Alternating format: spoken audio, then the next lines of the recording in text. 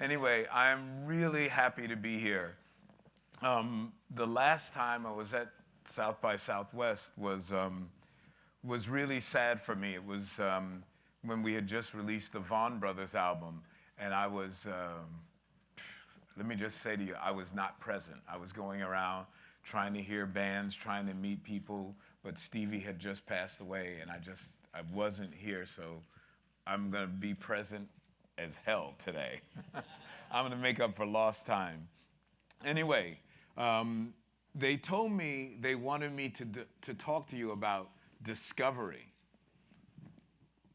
Really, I said, discovery. My whole life has been about discovery. When I started playing music, I was a classical musician, and I played in the symphony orchestra at the various schools that I went to, and wow, I'm glad this is taking place in Austin, so I can really tell you the total truth. So when I was around 15 years old, I met this guy named Dr. Timothy Leary. Okay, I got a pretty young crowd here. Well, the day that I met Dr. Timothy Leary,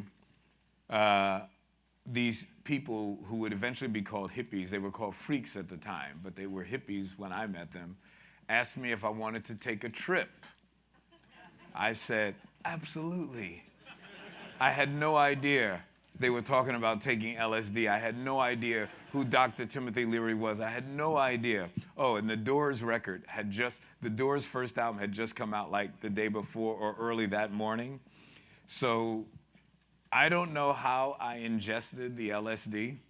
I honestly don't know. I didn't even know what it was, but somehow it got into my bloodstream. And for the next 2 days, we discovered the Doors by way of looking at a cathode ray television with the picture tube removed and a bunch of flashing Christmas tree lights with angel hair, just for 2 days.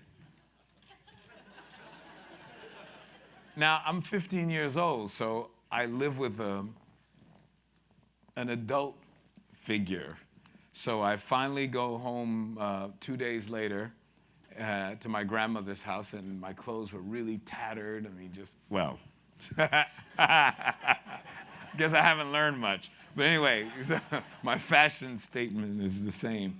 But anyway, so 2 days later, I show up at my grandmother's house, clothes all funky, tattered, and I walk in the door, and she's like crying, and the police are there. They're wondering what had happened to me. And the first words out of my mouth were, "This is the end, beautiful friend. This is the end, my only friend of everything that stands. Mother, yes, son, I want to kill you. Father, yes, son, I want to kill you." So I had gone from this like guy into a total classical musician, and I had become a complete hippie, freak, whatever you want to call me, in just 48 hours. And my grandmother didn't recognize me. It was just, but talk about discovery and change. And I heard Roland say, be open, stay open. Boy, was I open. I mean, I was open. I had never touched a guitar in my life. I was 15 years old, never even touched a guitar. I was a clarinet major. I was pretty good. I was sitting, maybe I wasn't that good, but I was pretty good. I could read music very well, and it gave me a huge advantage because the written range of the B-flat clarinet is exactly the same written range as the guitar, right? The lowest E on the clarinet is the same E 3 ledger lines below the staff.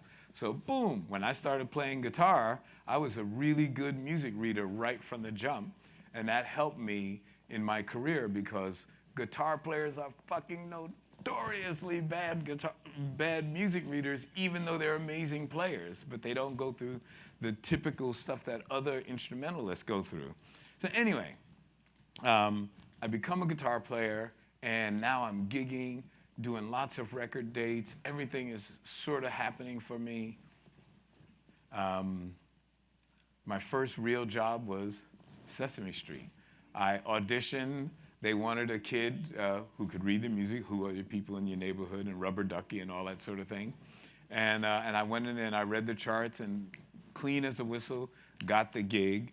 And that set me off on this journey of discovery. I wound up, the great thing about music is that it's these series, it's probably just like the universe. We're like just planetoids or asteroids just out there spinning around, and we're bumping into stuff. And as we bump into stuff, our trajectory changes. And that's what happened to me. I was out there bumping into people, playing with different musicians, because on Sesame Street, we got to gig, we got to go on the road, and I met this dude, Bernard Edwards, and Bernard Edwards was amazing. He was only really into R&B, but he was such an incredible musician. He had such a finely tuned ear that I decided that I want to go on the journey with him. So I went from Sesame Street to the Apollo Theater house band, and then Bernard got the job as the band leader of this group called New York City, and we had one hit record called I'm Doing Fine Now. I'm doing fine now, bip, bip, bip, bip, without you, baby. It did well, and we gigged off this one record for like 2 years, and at one point we became the opening act for the Jackson 5, and that solidified my lifelong relationship with Michael Jackson. We became friends forever because me being super hippie and super anti-establishment, Michael's dad was like a taskmaster. I mean, he's like a real tyrant. It was like so not, hey man, I'm like, man, don't hassle my head, man, like, hey Joe, man, hey man, and he's the boss, right? And I'm talking to him like, hey man, Joe, please, brother. So they used to call me the brother organic. Think about this. Like, this is back in the day. Back in the day, I'm a brother. They're all dressed like, they look like pimps and stuff, whereas me, I had patchwork jeans and platform shoes. It was like I could date girls that were like that tall and stuff. It was like, those big shoes. And just Michael and I had this amazing connection. I guess really what I'm getting at is that through the fact that I just kept bumping into all these wonderful people and my life just kept expanding, I found that I wasn't intimidated by stars. I was comfortable with them, and I had some kind of innate talent for being able to communicate with them. You wouldn't know that by today because I'm all over the map here, but when I'm in a recording studio, when I'm in a working situation, if I'm conducting, whether it be a symphony orchestra or whether it just be 2 or 3 people, there's a certain love that I have for that musician, for that situation, because I think that music is the voice that I speak with. And when I'm working for you, I'm trying to help amplify your own voice. I'm trying to help you become better than you were, because that's what my teachers used to all do to me. I remember one of my most influential tutors, because when I was a young musician, I had a lot of guitar tutors. So I was studying classical guitar, I was studying, Spanish guitar, and then I was studying jazz guitar. And my jazz guitar teacher, man, I just idolized this dude. He was incredible. He's just such a great musician, and his knowledge of harmony was just amazing. Like on these 6 strings, he could identify anything. And he taught me how to play that way. That's the essence of my style. Like if you were to ever listen to me play on a record, the way I describe my guitar style is like I'm the right hand of a piano. Like that's what I do. Like if you watch me play a song, I never just keep doing the same thing over and over again, although it sounds like it. Just to go off track here a little bit, when we released Get Lucky, the first time I heard it, like the full recording after we did it in the studio, I was in Ibiza.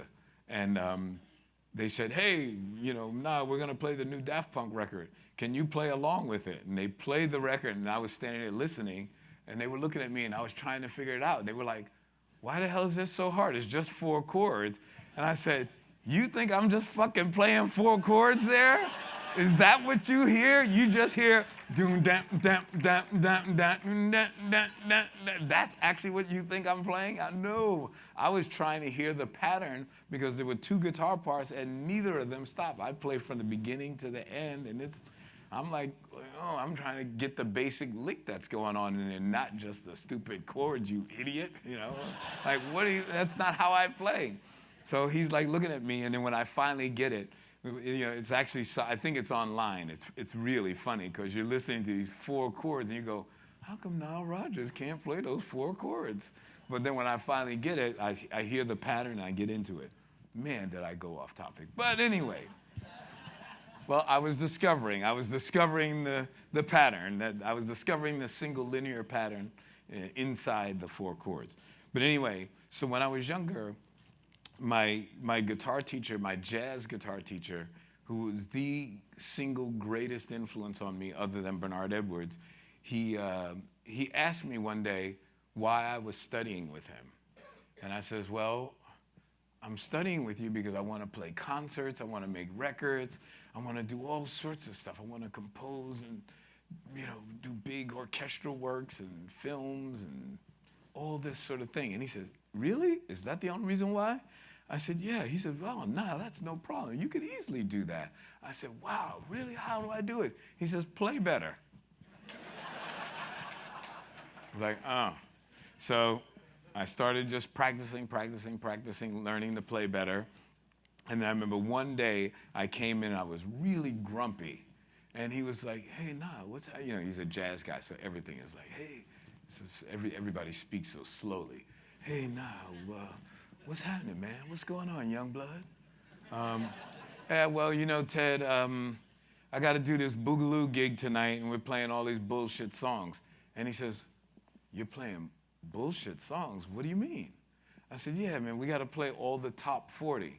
And he looked at me and says, whoa, Nile, what makes you believe that these are bullshit songs? I said, well, because it's just the top 40. It's like, sugar, sugar, dun, dun, dun, dun, dun, dun, it's like everything in the top 40. It's all lame stuff. And he said, man, let me explain something to you. What the hell makes you believe you're the ultimate consumer? And now this was weird to me coming from a jazz guy, because I'm thinking that, that all he's into is jazz. He says, let me tell you something.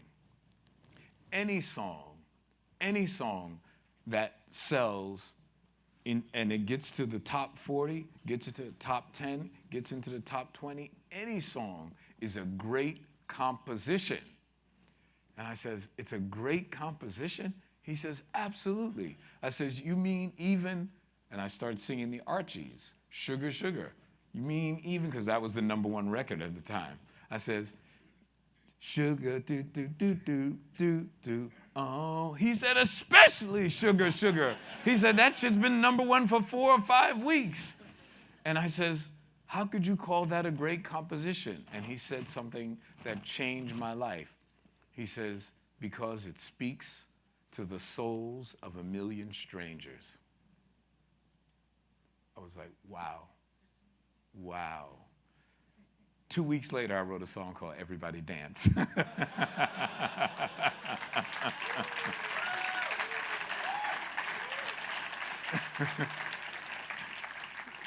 Because that was so profound to me. I wanted to learn how to speak to the souls of 1 million strangers.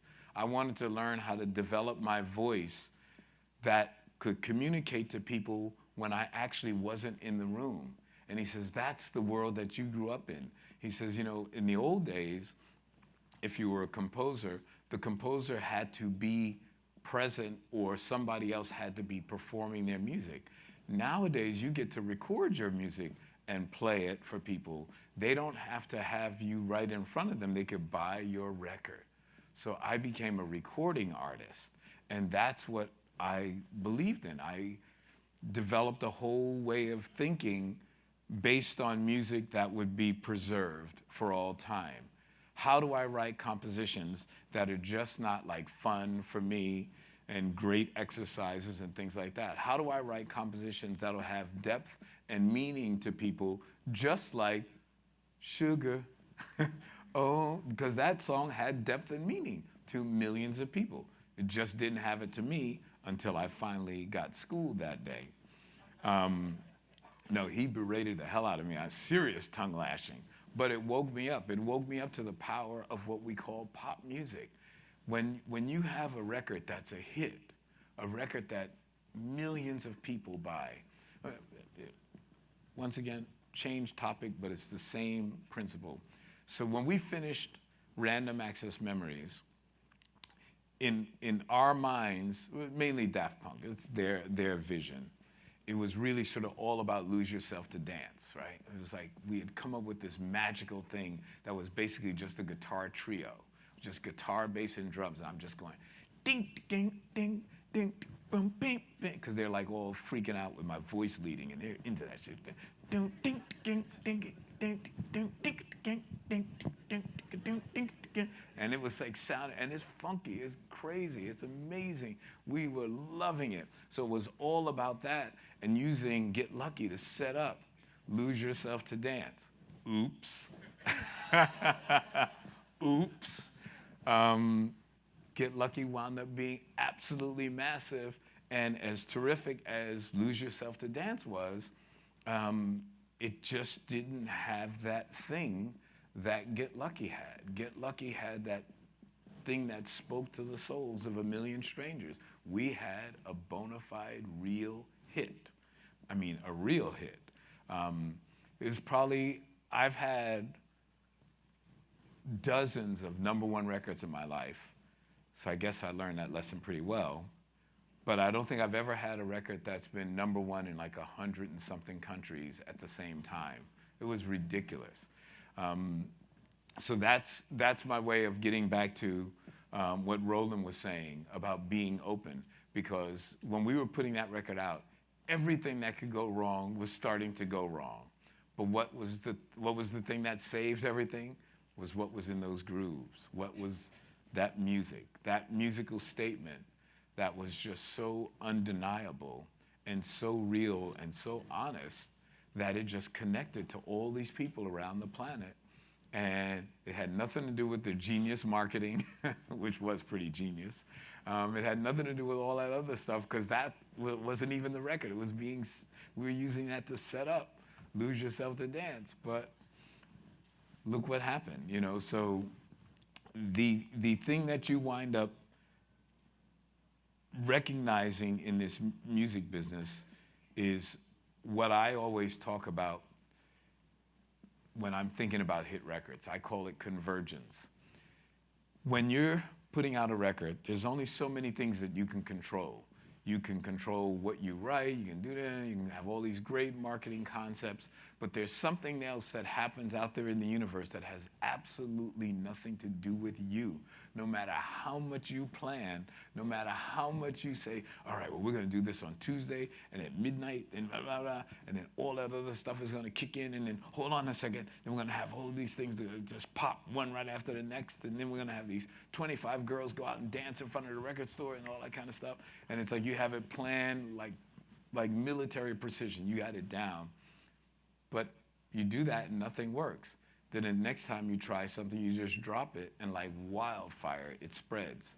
I told someone earlier that when I was first taught how to get a hit record, this guy's gonna teach me how to get a record. Well, hell no, here's how you get a hit record. Getting a hit record is like throwing a rock into a pond and it breaks in concentric circles. I says, okay, cool. Well, in my case, he was right. That's what he told us to do. That's what we did. We wrote this song called Dance, Dance, Dance. And then we knew that we wanted to be on the biggest radio station in America. And at that time, it was called WBLS. And it was a guy named Frankie Crocker, who was the #1 DJ. And that was 4 markets away from us. We lived in New York City, but we went 4 markets away to Pittsburgh so that if the record was a hit, it would break in concentric circles, and sooner or later, it would eventually get to New York. So we took Dance, Dance, Dance to a radio station in Pittsburgh, true story. We hired a girl with 1920s flapper kind of dress with the fringes on it. She was doing the Charleston and all that kind of stuff. And then we had this dude with a megaphone going, yowza, yowza, yowza. And the record is playing, boom, ba-da-doom, ba-da-doom, ba-da-doom, ba-da-doom, ba-da-doom, ba-da-doom, yowza, yowza, yowza. And she's in there doing her thing. And the program director's going, oh, that's cool, that's awesome, you know, let's play the record and see what the people think. They played the record, bingo, it worked. It spread to the next market, Philadelphia, station called WDAS. Play the record, we did the same routine, we sent the girl over with the thing, the dress, the guy, yowza, yowza, yowza. Boom, this guy named Butterball was all impressed. He was like, oh, that's really clever marketing, you guys. And we sent little megaphones to all the radio stations now because they had seen that we had done this thing at WDAS and station in Pittsburgh. So we want our megaphones now. So we sent them to all the radio stations, but the one holdout was WBLS, the big radio station in America. So there was a brand new station starting a new format in New York City called 99X, and they were going to be a pure disco station. We went to 99X. She says, okay, don't worry about it. You don't have to do the routine with the... She said, I've heard about what you guys do. But we brought her a birthday cake. And on the birthday cake, we had a dude going, yowza, yowza, yowza, and the girl with the skirt. And she added the record. And so now you have these three markets, right? Boom, concentric circles. So you have Pittsburgh, Philly, and now New York, but not #1 station in New York. But these were all P1 stations. So they're playing our record, and finally the #1 guy is pissed off because everybody is talking about this new record on this new station going, yowza, yowza, yowza. And he's got to play it. We forced him to play our record. And it only cost us like a couple of grand. But it was thinking of how do you communicate? Because in our world, you have to use all the tools that are available to you. In those days, we didn't have the internet. We couldn't just put a record out and hopefully connect with millions of people. We had to go through the radio gatekeepers. Clubs helped us, but they only helped us so much. You could only connect with the people who went to those clubs. Every now and then, somebody would say, well, let me take this, let me find out what that record was that the DJ played. But radio, terrestrial radio was essential. We now live in a new world, and I get music from all, I love it. We planned this. She was missing her gig. Because I have the clock here, right? And she says, man, my fun part of my gig was like telling the speaker, he's only got 5 more minutes. So anyway, so nowadays, we have a world where you can put your record out, you can put your music out, and we can hear it all over the world. But still, what's the mechanism that's going to be what we call the driver? What's going to be the thing that makes me listen to your stuff and makes me get into it? Because now I'm looking at millions and millions and millions of titles. So I only have a couple of minutes because the next bit's going to be you guys asking me questions, which I can't wait to hear, because if I can answer them, I'll be really proud because I am exhausted. But anyway, no, but my heart is so with you guys. As I said, when I was here last time, my heart was completely broken. I was shattered because of the death of Stevie Ray. And I am honored to be here with you today. And I hope your questions are amazing. Thanks. Thank you. So I don't know how they do the Q&A here, but I think they just have a microphone, so I think they expect you to stand on line. Is that the case? Okay. Now watch somebody instantly ask me something dirty. They say, I'm just that kind of brother. Okay.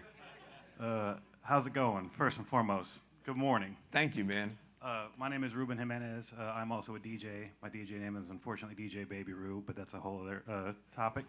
First, as far as hip-hop DJs are concerned, let me go ahead and thank you first and foremost for everything that you have sort of opened up as far as a creative avenue for folks like me. Thank you. I've worn out the front of the Good Times record, countless copies.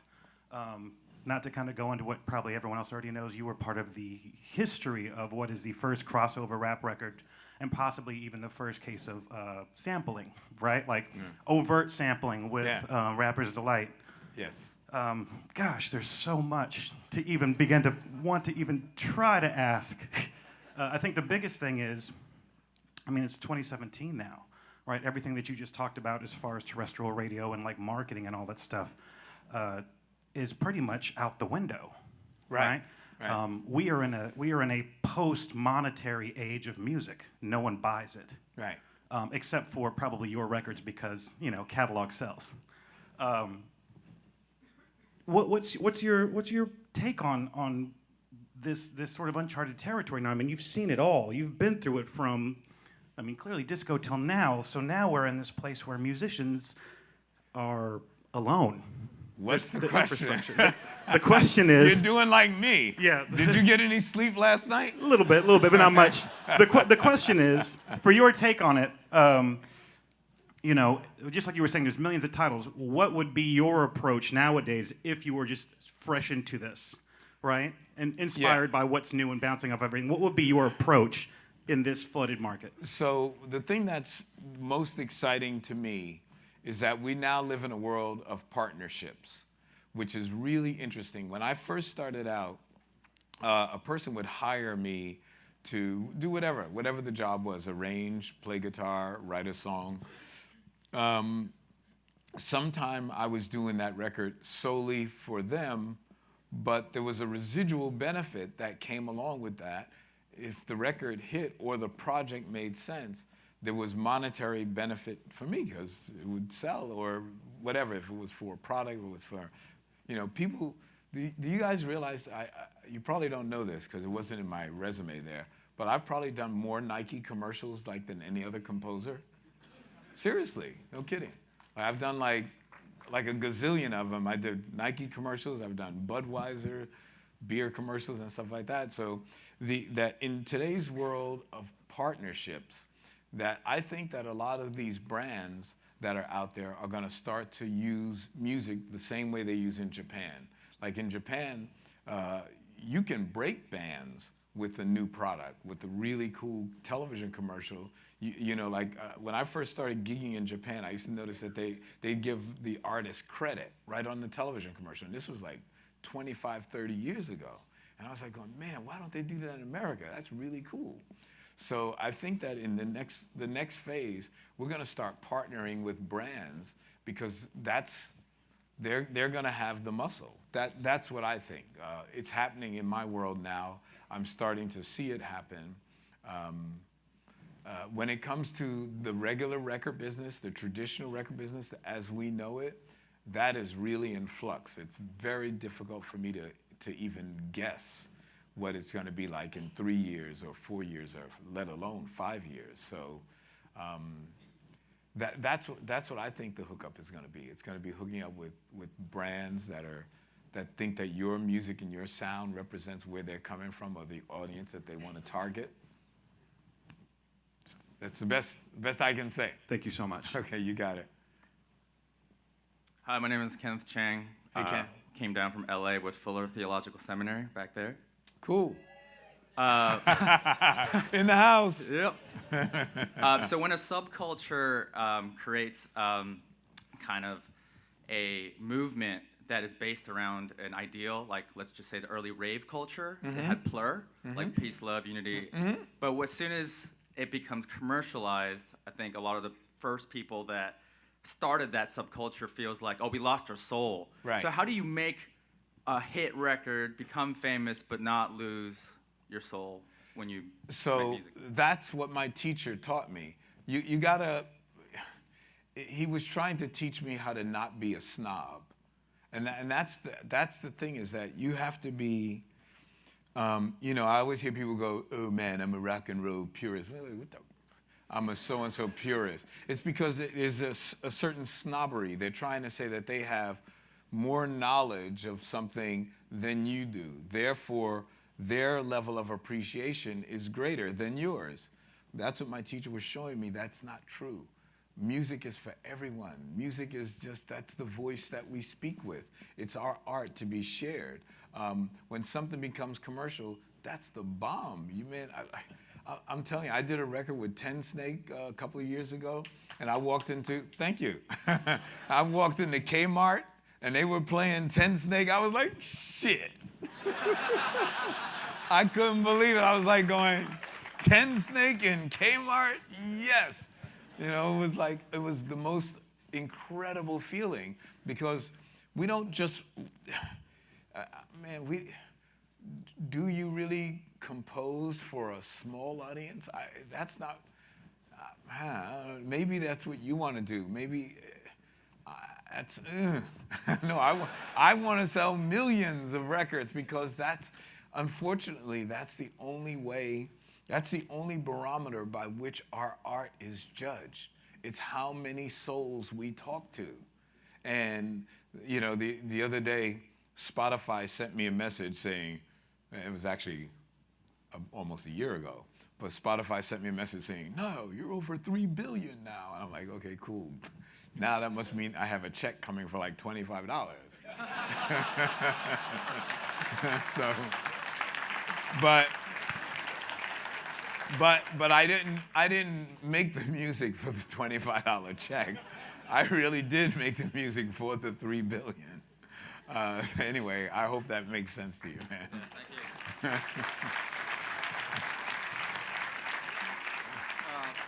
Hi, Nile. Thanks for being present here. There are two things I wanted to ask you. One is I'd love to hear you talk more about convergence. And the other, could you show us the guitar part from Get Lucky and explain what you're doing? I sure can.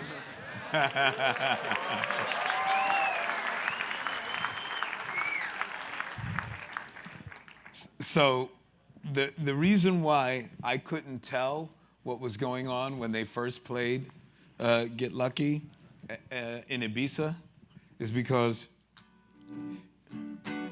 yeah, the harmonic structure was simple. It really is just.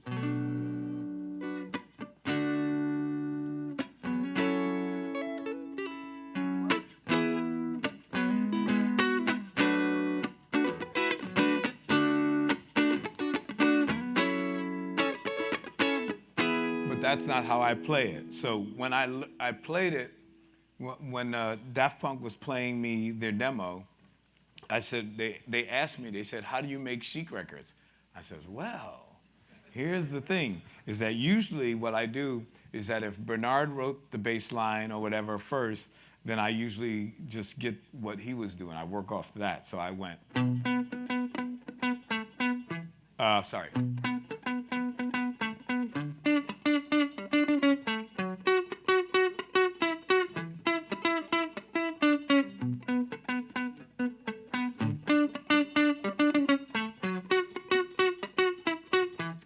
I couldn't hear that when they were playing it, because all I could hear was.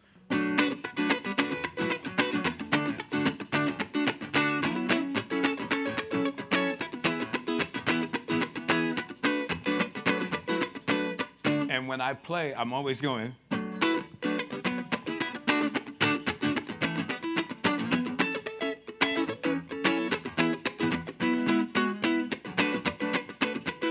And then I have another guitar part on top of it going.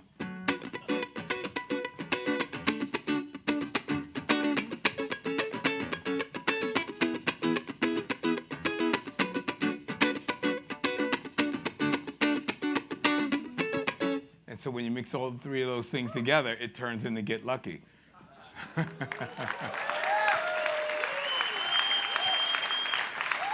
So quite often the way we used to make CHIC records were like that. That's why when I'm playing live, it's a little harder for me to play. Like when we do like Freak Out live and I'm going, ah, I have to go.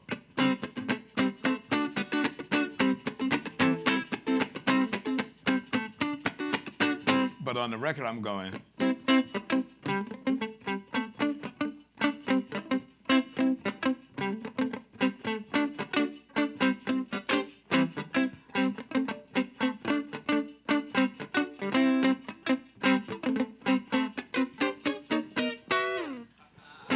So I have that as well as.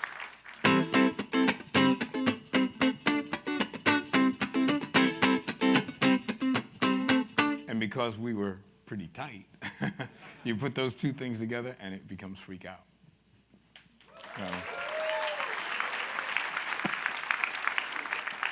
Anyway, next person. Hey there, N.C, hip-hop producer and artist. Thank you for just taking your time out to be with us and give us your vast knowledge. I had two questions. One was, do you have like a process, formula, or state of mind whenever you're making a song and a project? And second question is, what is the common thread that you see with the artists that you collaborate that made it and they're like really successful? Do you have a common thread that you see with them? Okay, let me try and remember what that first question was.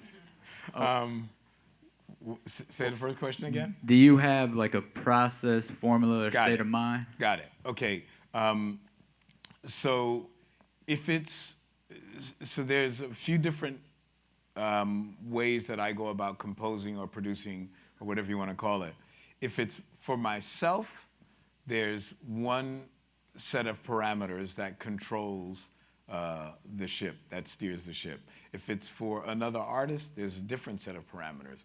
When it's for another artist, what I'm trying to do is to get inside your soul and see what it is that you really are trying to say and help you say it better. Sort of like the editor of a book. They help you say it better. When I'm doing it, for me, I'm trying to figure out what I'm really trying to say. Bernard and I, we used to call this deep hidden meaning. What is the real essence of this composition? And when I understand the essence of the composition, then I can also now I know how to interpret and reinterpret it, because when we play, we're just having a good time, but we have to always be cued into what this is really about. Like when I play Good Times, as much fun as I have playing it and jamming and doing all the stuff that I do when I play it, I still know I'm playing Good Times. I don't try and go off into some other, esoteric, cool, free-form jazz place. I'm always playing Good Times. And what was your second question? With all the artists that you collaborated with, do you see like a common thread with them as far as like their success? Yeah, there is. So the commonality between stars, I guess that's probably what you're saying, because if they don't become stars, the common thread is that we didn't make it. Which, believe it or not, is what's going to happen to most of us. We don't make it. The fact that I've had so many hit records means that I've had a whole bunch of flops, because that's the norm. You got to do this because you love it, and that's just the reality. But the people who are stars that make it, that have hit records, and that have repeated hit records, yeah, they have a lot going on. You could feel the vibe. When I first met Madonna, man, it was clear as a bell to me. I've met Gaga, clear. Daft Punk, I remember the first night I met them was like 20 years ago at a listening party. And I knew that they had something interesting. Well, it sounded a lot like CHIC, but I knew they had something interesting going on. But it was really cool. When I first saw Bruno Mars, I knew he was the bomb. I mean, I just knew it instantly. I got a good friend of mine is in the audience right here, sitting up front. He was around me when I got the first demo from, oh God, what's the brother? He's bad. Monster. Who's the brother who did Brown Sugar? Come on. What? D'Angelo. When I first got a cassette from D, sent it over to my apartment, and I listened to it for like 2 days, and I called him up and said, put this out. He then spent a year working on the record and then put that out. It was basically the same as the demo that he brought. So some people just have that magical thing, and you can feel the vibe right away. Others, you can actually work on it and develop that magical thing. But some people, they just have that stardust sprinkled on them, and you could feel it. And if they don't make it this record, they're gonna make it the next record. If they don't make it the next record, they're gonna make it the next record. But hopefully if they have that inner love and the acceptance of failure, they're gonna be able to continue to do this the rest of their lives. I mean, I'm 64 years old, and I'm just as excited, like I said, working on Ten Snake as I am when I work with, like the biggest artists in the world. I mean, it's, Sam Smith and Ten Snake feel the same to me. I go in the room with the same vibe with Disclosure as I do with a brand new artist that I never heard of. As a matter of fact, when I first worked with Sam Smith, Disclosure just said, "Hey, this is our mate, Sam Smith over here." And I was like, cool. It was then I found out that he's the dude who sang Latch, but at first he was just Sam Smith sitting over on the couch. But at that moment that he was their friend, I embraced him and said, hey, let's write this song together. So, that's what my teacher taught me, that anti-snobbery. Be open, love all the music that you're around, or at least try and appreciate what that artist is trying to say. You can't make your taste buds change. You can't force yourself to like something. Either you do or you don't. But at least be open, like Roland said. Be open. Like try and hear. Try and have what we call in the music business big ears. Anyway, thanks, man. Thank you. Okay.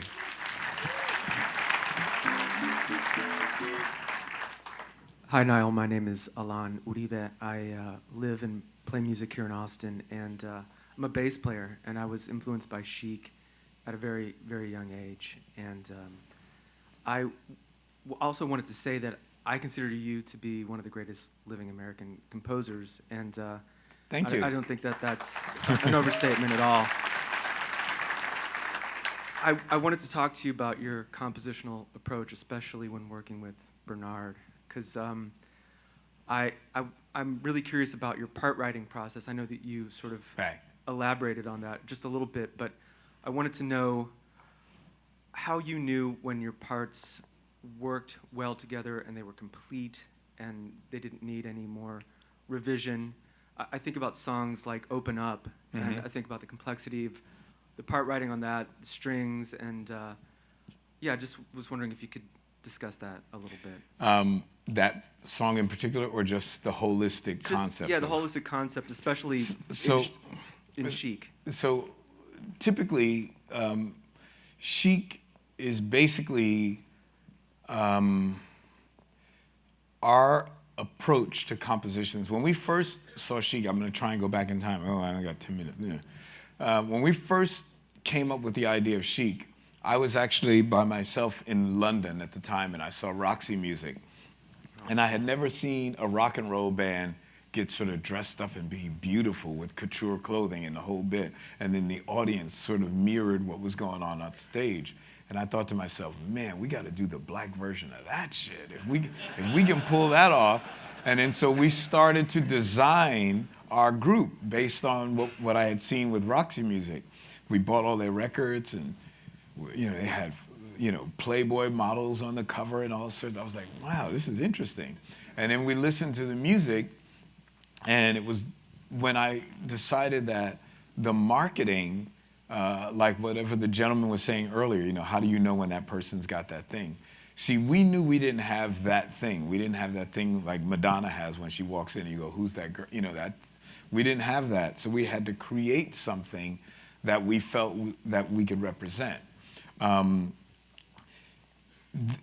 So if you understand holistically what CHIC is about, image-wise and all that, it does explain the compositions as well.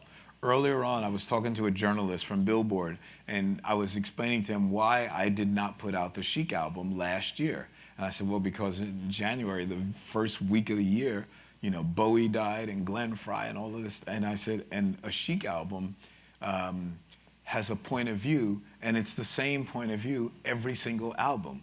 We're an opening act for a really big star, and we got to tell you who we are, and we got to have a hit record, and we got to do all of this stuff. So this approach to our compositions and our attitude controls the way I write. So I don't make it overly jazzy, but I make it just jazzy enough because that's where we come from. So a song like Open Up, right? If you think of the chord changes, it's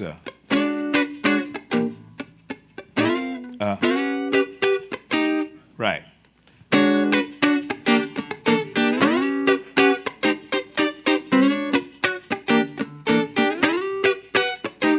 So I was basing that on, if you can hear it, I was basing that on Jaco Pastorius, on his Teen Town. Nice. So that was a ripoff of Teen Town.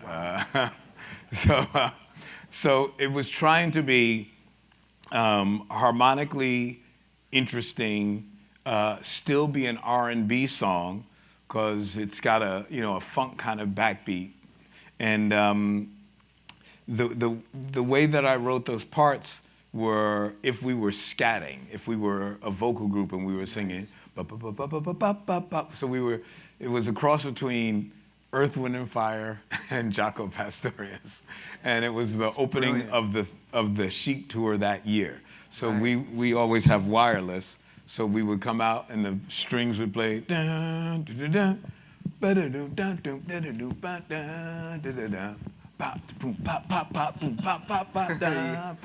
was old school trying to meet new school. Wow. One other quick question. It was. One other quick question. Are you playing anywhere this week that we should know about? This week that we should know about? Yeah. No, we just finished playing, which you couldn't have made because we were on a boat out in sea, and the boat is actually still stuck there. No, the next few gigs that we have coming up are in Europe, but we're going to be touring this year again like we did last year. We toured America for the first time with Duran Duran, and this year we'll be touring America again with Earth, Wind and Fire and Duran Duran at different venues. Yeah. So that should be amazing.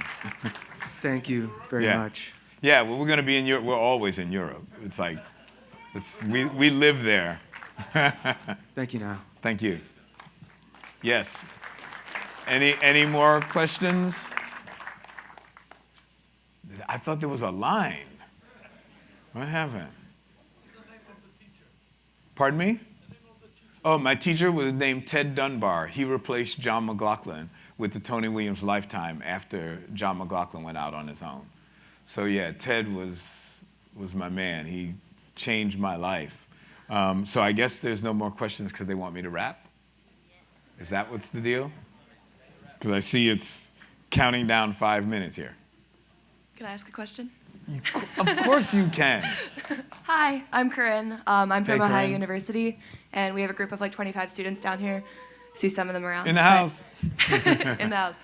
But I kind of just wanted to ask your perspective on women in the music industry. Yes. Because I think you can notice that every single person that was lined up for a question was male. Mm-hmm. So I think it's a difficult thing for us to have the kind of motivation to stand up and actually speak out as women. Mm-hmm. Because as a female producer, it's difficult even in that sense. So I was just kind of wondering what your take on that was. Right. See, here's what's really interesting is that a lot of it has to do with time and consciousness, because I grew up at a time where our consciousness was open to gay people, women. That's why disco was so awesome. That's why we chose that, because it was such an open playing field.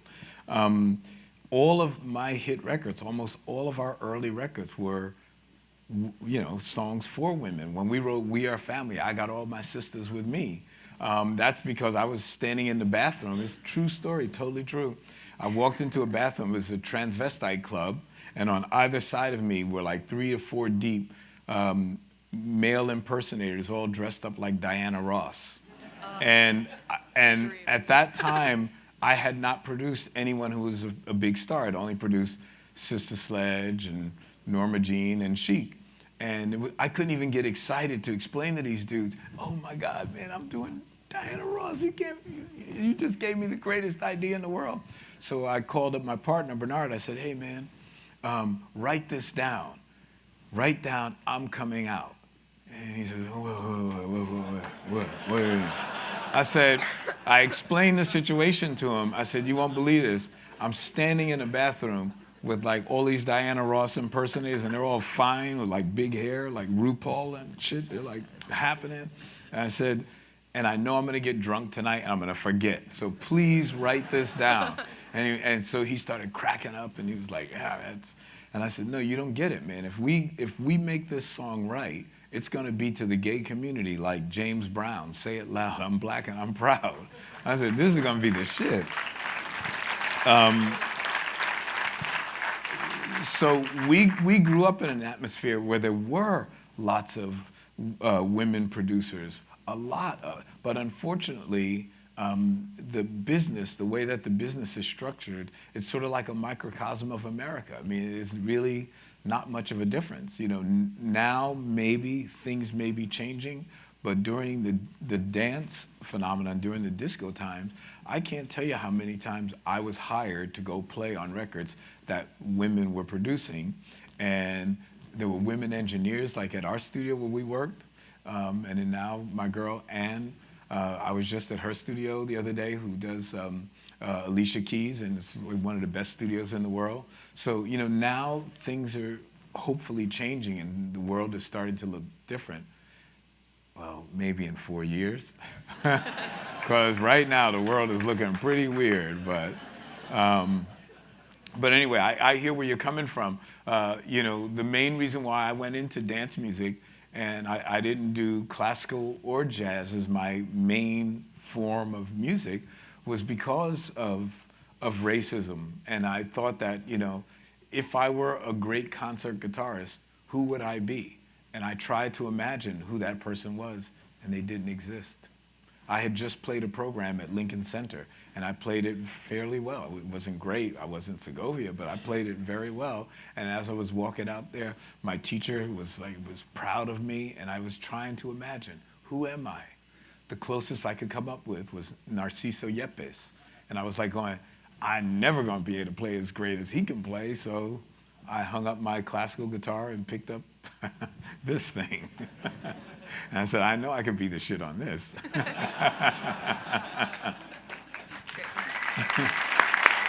Thanks. Thank you.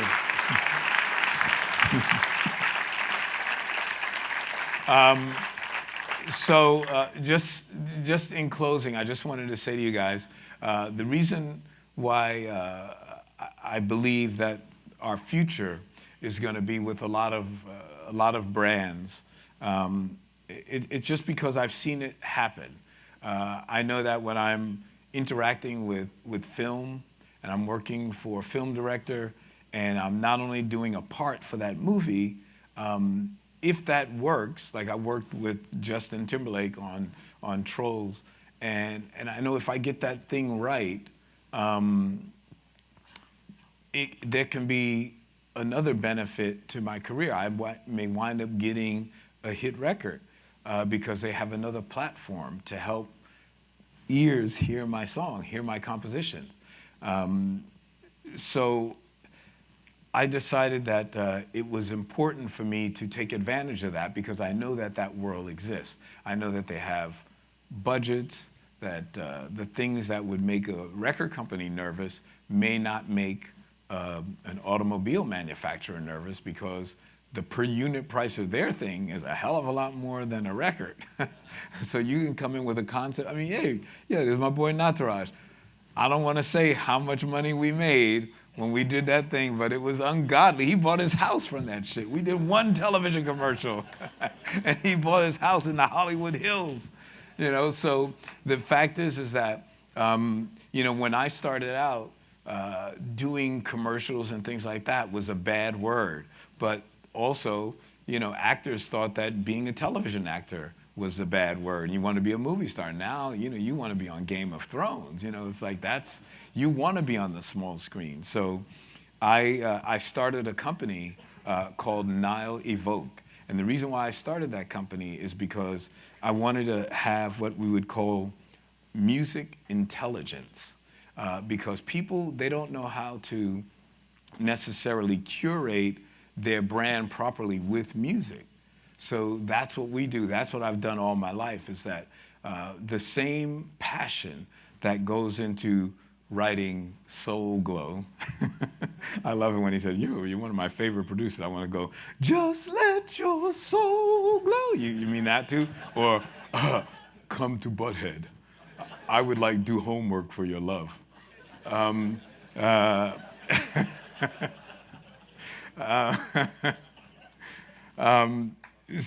the thing is that, by starting this company, I realized that you now have many, many more avenues open to you than you have when you're just dealing with a traditional label.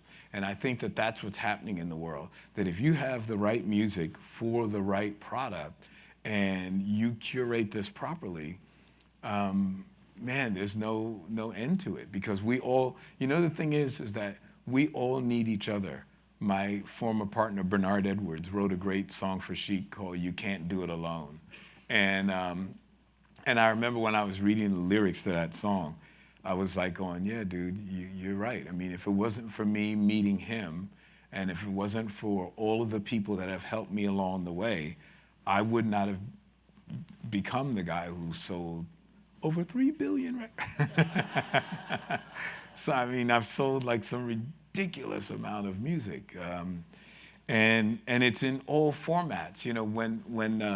When I get my royalty checks, they're not just for, for records. It's everything. It's for Nike commercials. It's for films. It's for television. It's for everything. Your music should be everywhere in the world, man. Don't think that your audience is small. Make it big. Go do everything. Do films. Do anything you can, because that's, honestly, you're a composer. You're a musician.